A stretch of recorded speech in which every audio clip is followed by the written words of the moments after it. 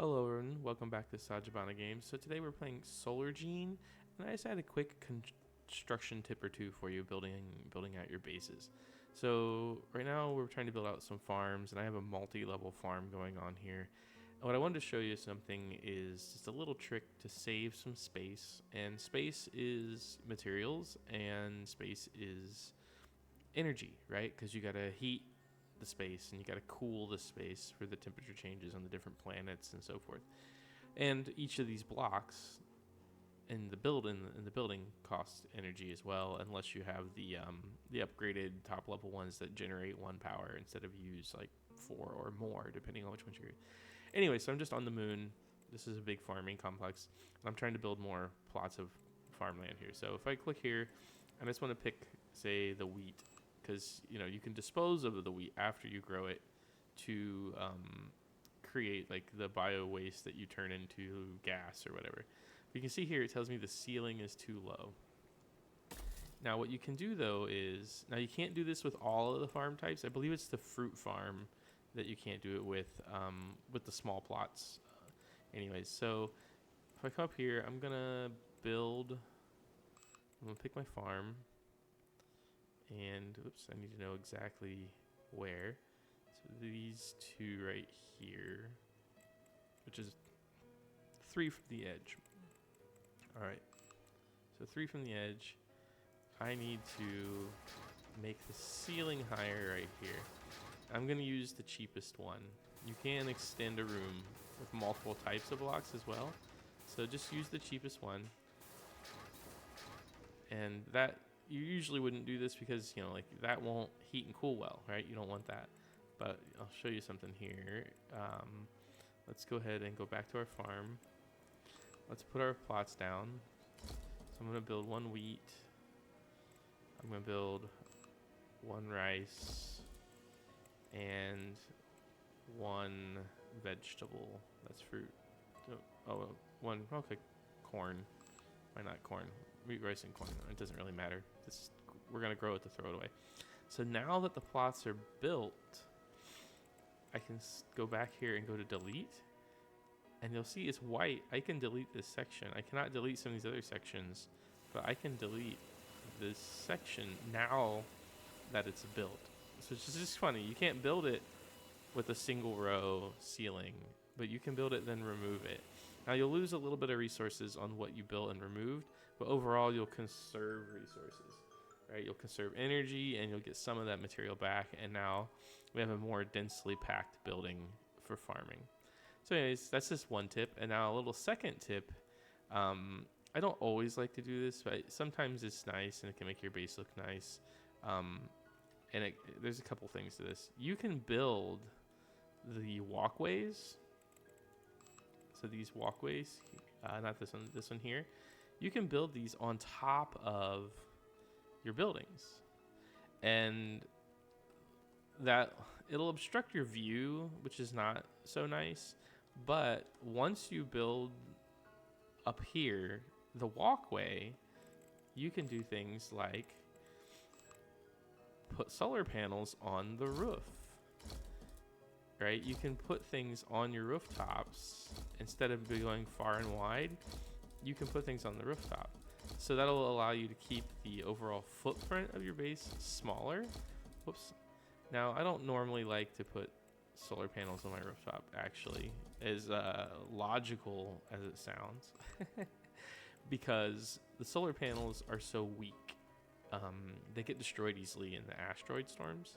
What I've actually been doing, because they don't actually need sunlight to work, they just need the sun day-night cycle, is I put my solar panels underneath my raised buildings, and that protects them in the asteroid storms, because while the buildings above are just as important, they're gonna have to be there. They're gonna get destroyed, and if I'm gonna lose a little bit of something, I'd rather get some damage to this building that can be repaired than run out of power and then have my whole heating, cooling, other systems start to fail, like in cascade failures, because I ran out of power. So build your solar panels underneath. You can do some things like build a room bigger, put the things inside it you need, and then possibly remove excess blocks, especially with the farming. It's kind of nice to do that. Yeah, and then you can build on top of your buildings. And what I recommend doing is, if you really want to protect something in a like asteroid storm, take something like this, like all my batteries here. These batteries, they have, they're like low tier 1 tech. They have like 40 hit points, right? Whereas these rooms we're using here, I use a lot of, is this one here. It's not too high up in the chain because it only requires 4 energy per block. It has 7% radiation, 7% heating cooling, which is enough to get you by, at least on like Mars and the moon, with adequate heaters and the diffusers or whatever they're called, that protect the base. So you can get by with these for the most part, unless you have like a radiation solar flare storm thing that'll kill everybody, or like a big heat wave or cold snap can kill everybody, especially on the moon. You'll get those effects more than you will on Mars because you're closer to the sun. But do things like put the stronger stuff. If you're building vertical, put the stronger materials on the rooftops because they'll take the hit, and then just make sure there's a path to get up to them for like repair. So they'll take the hit. Another thing too, if you want multiple landing pads, I don't think I have it here. I have it on my Mars base. If you want multiple landing pads, it's nice because it can speed up deliveries and shipments and things. But like, if you can't find a spot to build a second landing pad that's like near an entrance or in a good place on your base, you can put them just about anywhere if you build a place for it. So you can put a landing pad on top of these scaffolds, right? So like, if I place the scaffold here, let's see if I can do this. No, this one. And now I want my walkway. And you only need one scaffold, like, to touch the ground, which is kind of a funny thing. But after that, you can expand out as much as you need. I'm trying to remember. I think a 4x4 space should be enough for a landing.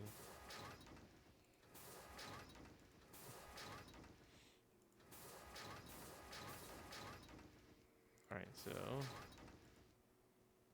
build this. We'll put some steps on it because they got to get down and go to the base.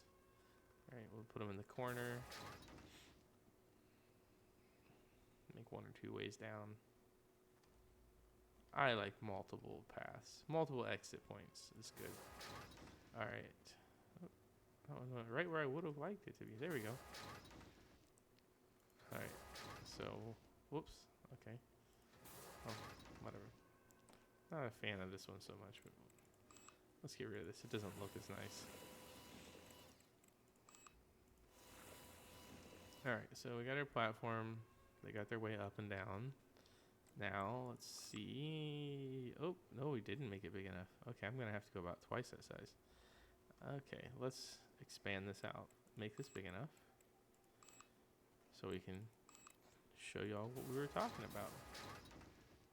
Oops, that one went underneath. Go figure, what would go underneath. Alright. Build this out bigger.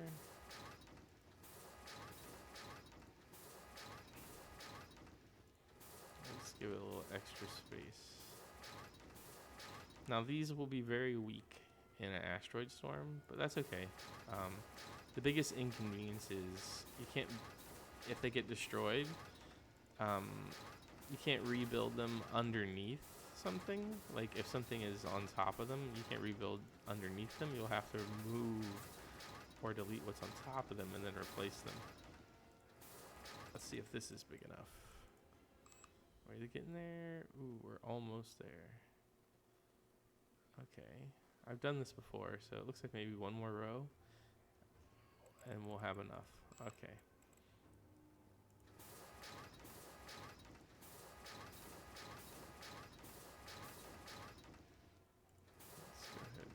this.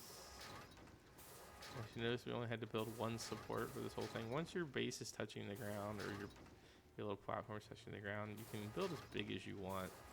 You don't have to build a ton of those. And while it looks nice, it looks cool, it's more resources. So if you're out to conserve resources, just build them later to make it look better. In the beginning, it's not necessary. Let's see. There we go. There we go. So now I have a second landing pad for my base here that will eventually populate when the need arises for 2 shuttles to come and go at once. So there you go. A couple tips. You can build some of these buildings bigger. You'll have to place the items inside, but then depending on the height, you can remove the ceiling after and save some space. You can build on top. You can build weak structures like solar panels underneath buildings to shield them from asteroids. You can also build things on top of your buildings to shield your buildings from asteroids, or just to conserve space and not have things spread out. Aesthetics, however you want it to look. And then if you need something like a landing pad, but you don't have a flat surface for it, you can build an extra landing pad if you build the walkways. Let's see if this one, I think it won't use the second. What's coming here? Oh, I got staff showing up. Note to the builder, I wish when you buy materials, sometimes there's like a little shop add to cart item. I wish when you came in here to assign your free staff, there was like an add to cart or whatever, add to hiring roster, however you want to call it. Like a thing to look at what you need here and just add the people you need to your hiring list, so you don't have to jump between the 2 menus constantly and figure it out. That would be nice, a good feature. So anyways, this is Sajabana signing off for now, and have fun gaming. Try it out, Solargene. It's a fun game. And don't forget, like, share, and subscribe. It helps out a lot. Thanks. Bye.